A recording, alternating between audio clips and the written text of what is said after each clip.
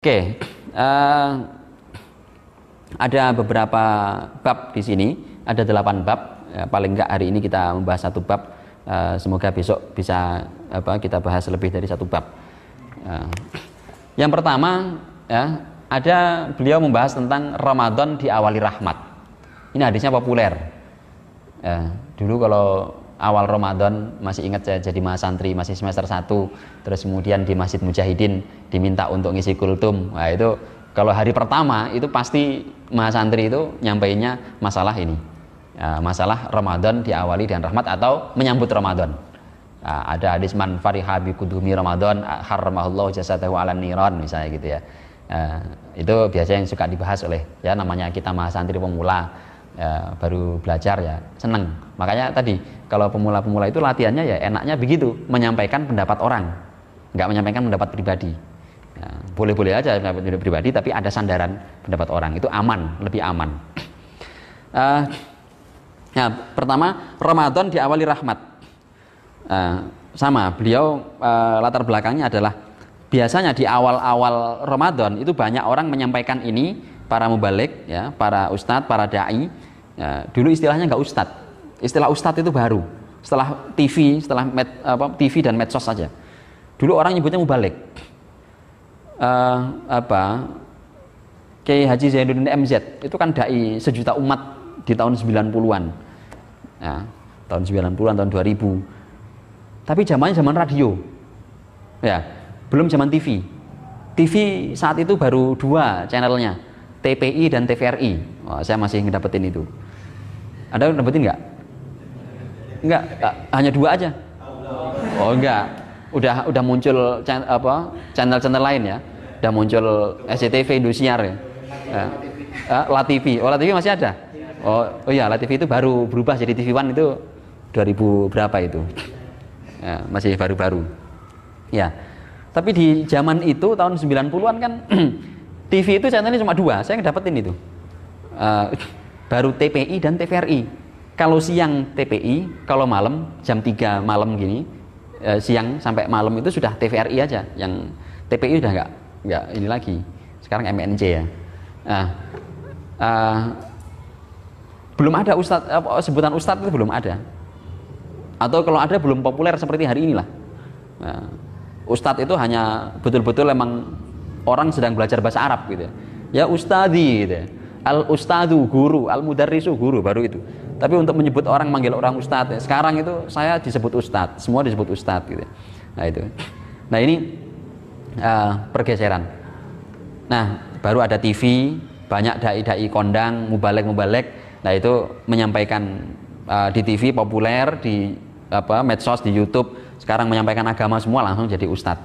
Berpenampilan pakai peci, pakai koko, pakai sarung, pasti ustadz panggilannya, gitu ya. Meskipun dia nggak menyampaikan apa-apa, diem aja itu panggil ustadz itu. Asalkan pakai peci, pakai koko gitu ya, pakai sarung gitu. Nah, udah. Apalagi kalau ditambah dengan jenggot, apalagi kalau ditambah pakai sorban, ditambah pakai, itu ustadznya masya Allah itu. Murokab ya, double ya. Tapi dulu istilahnya yang populer mubalik, maka di sini beliau pakai mubalik. Nah, gitu ya. Maka tak pelak lagi para mubalik dan penceramah akan penuh kesibukan. Jadi sekondang Kiai Haji Zainuddin MZ itu nggak disebut ustadz dulu, itu disebut mubalik. Mubalik. Hari ini istilah mubalik itu malah nggak begitu populer, kalah sama ustadz. Nah, jadi ini pergeseran istilahnya, bahasanya kayak gitu. Oke. Nah, salah satu yang populer biasanya di bulan Ramadan itu adalah hadis. Dan ini betul, ini dulu saya hafal hadis ini, kalau nggak salah ingat itu saya masih kelas 2 MI. Saat itu ngaji Ramadanan begini, terus kemudian guru saya mengajarkan hadis ini, ya hafal, termasuk yang man fariha bi kudumi Ramadan itu adalah hadis yang termasuk yang pertama kita hafal dulu waktu kecil. Nah ini bunyinya apa? Awwalu syahri Ramadan rahmatun wa awsatuhu maghfiratun wa akhiruhu itqun minan nar. Awal syahri Ramadan, awal bulan Ramadan itu adalah rahmat, pertengahannya adalah maghfirah, Dan akhir bulan Ramadan penghabisannya adalah pembebasan dari neraka.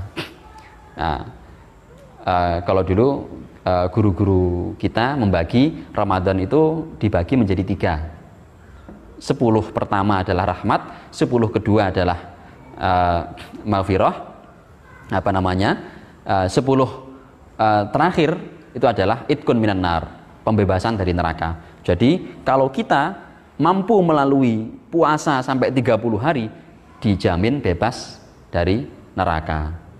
Nah, itu yang saya ingat dulu penjelasannya begitu. Nah, ya seneng kita, makanya masih ya kelas 1, kelas 2 itu sudah berlomba-lomba untuk puasa 30 hari dan nggak beduk, nggak puasa setengah hari, betul-betul puasa full gitu ya. Nah, karena emang sudah didoktrin begini, puasa kalau penuh, wah itu bebas dari neraka. Dan anak kecil itu paling udah senjata pamungkasnya itu neraka saja sudah. Ya, nggak mau ngasih ini aja neraka. Gitu. Punya snack ya, jajan, punya kue. Gitu. Adiknya punya kue, minta dong, nggak boleh. Pelit nar masuk neraka loh. Nah, anak kecil yang gitu. Cukup dikasih masuk neraka itu udah takut, udah nggak berani. Dikasih semuanya gitu. Nah ini juga sama dulu waktu kecil ya begitu. Dibagi 3 sehingga ketika selesai bulan Ramadan itu dibebaskan dari neraka, jaminan bebas neraka, ya semangat puasa 30 hari. Nah bagus tujuannya, maksudnya bagus. Lagi-lagi kita nggak boleh menyalahkan guru-guru kita juga. Bagaimanapun guru-guru kita dulu yang mengajari kita hadis, meskipun hadisnya dhaif, palsu, guru-guru kita, beliau-beliau itu sudah mengajari kita sampai hari ini kita menjadi santri, menjadi taat, menjadi kenal puasa itu ya karena beliau. Maka jangan disalahkan beliau, betapapun beliau saat itu punya jasa menyebarkan hadis palsu. Tapi ingat, karena ketidaktahuan, masa orang nggak tahu terus digugat. Nah, itu kan prinsipnya apa itu? Preman, prinsipnya orang anarkis. Ya, kalau orang berilmu, orang nggak tahu ya nggak digugat, dimaafkan. Nah, dimaafkan. Maka jangan digugat. Ya cukup jadi pengetahuan, jadi keilmuan, terus kemudian kita hindari, kita perbaiki. Nah, itu saja. Nah, dan saya kira guru-guru kita kalau seandainya tahu saat itu juga nggak akan menyampaikan seperti itu. Pasti akan menggunakan pendekatan lain. Nah, tapi ala kulli hal itu yang paling bijaksana kita sebagai pelajar hadis. Kenapa ini penting saya sampaikan? Karena banyak sekarang itu para pengkaji hadis, pelajar hadis pun baru belajar hadis itu langsung menyalah-nyalahkan guru-gurunya, guru-guru kita sebelumnya, menggugatnya habis-habisan gitu. Ya guru kita salah iya dalam hal ini, tapi nggak perlu dicaci maki, dihina, digugat, tidak boleh. Nah ini penting untuk diingat. Oke. Rawi dan sanad hadis. Ya, ini karakter ulama hadis itu, pengkaji hadis itu, peneliti hadis itu ya ini. Untuk memastikan hadis ini ada atau enggak apa? Buktinya sanad. Sumber primernya di mana? Sanadnya ada atau enggak? Nah, kita lihat. Hadis ini diriwayatkan oleh Imam Al-Uqaili dalam kitab Ad-Du'afa. Dari judulnya sudah jelas ya, Ad-Du'afa. Hadisnya dhaif. Dan hadis maudhu itu oleh sebagian ulama dikategorikan sebagai hadis dhaif. Yang dhaifnya amat sangat parah. Nah, ada yang memastikan, oh itu enggak hadis dhaif, itu bukan hadis, sehingga ini enggak kategori hadis dhaif, tapi di bawahnya dhaif. Oke, itu hanya perbedaan istilah saja. Jangan diperdebatkan terlalu jauh, karena jadi masyahah fil istilah. Yang kedua Ibnu Adi, yang ketiga Imam Al-Khatib Al-Baghdadi dalam Tarikh Baghdad, ini juga bukan sumber primer. Nah, jadi kalau Anda dapat hadis, sumbernya di mana? Tarikh Baghdad. Jangan langsung bilang ada kok hadisnya. Mana buktinya? Ada di Tarikh Baghdad. Oh, itu belum menjadi bukti bahwa itu ada. Saya sering mencontohkan dengan kerajaan atau dengan benda-benda bersejarah ya. Karena bersejarah itu ya hadis itu kayak erat kaitannya dengan sejarah. Jadi ada nggak sih misalnya ada sebuah kesultanan atau sebuah kerajaan, namanya kerajaan yang kemarin ramai itu kerajaan Galuh. Nah, kemarin ramai sampai di TV One Ridwan Saidi itu sampai di debat gitu ya.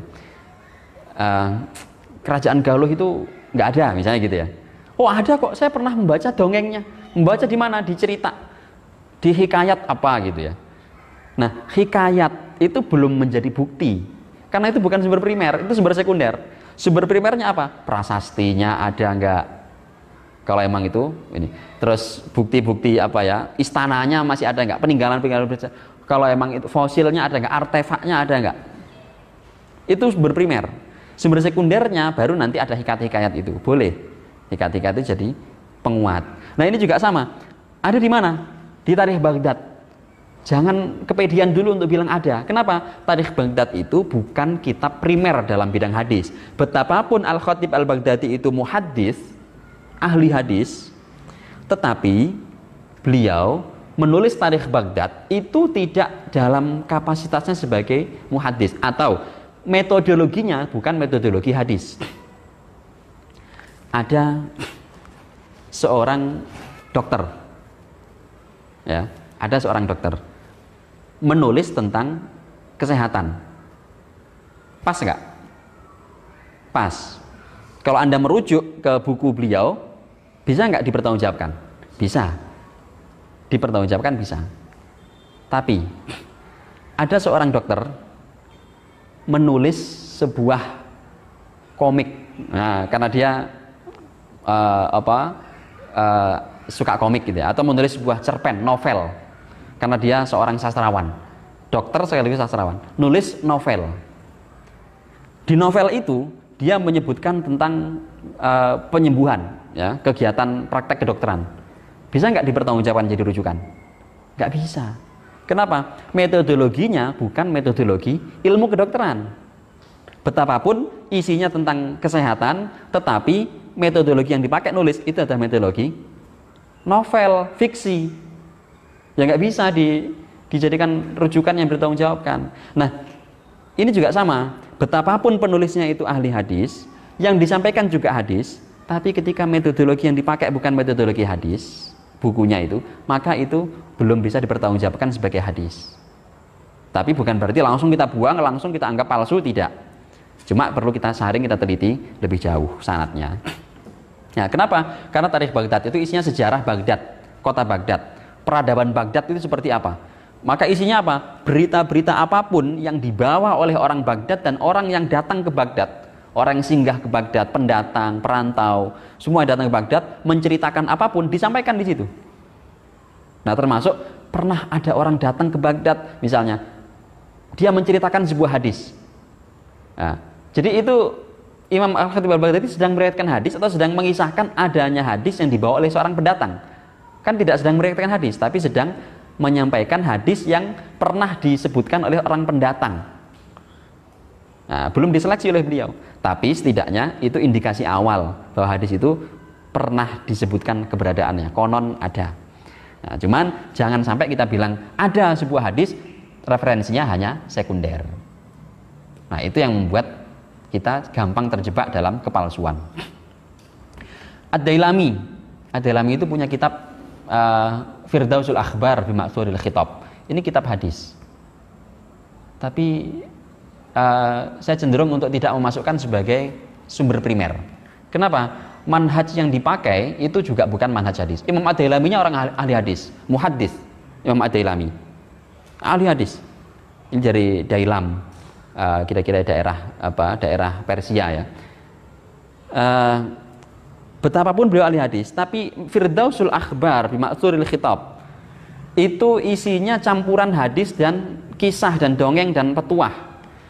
Sanadnya sengaja dibuang oleh beliau. Tujuannya apa? Dalam mukadimahnya beliau menyampaikan, memang sanadnya ini sengaja saya buang. Kenapa? Karena masyarakat saya itu nggak suka membaca riwayat-riwayat bersanad.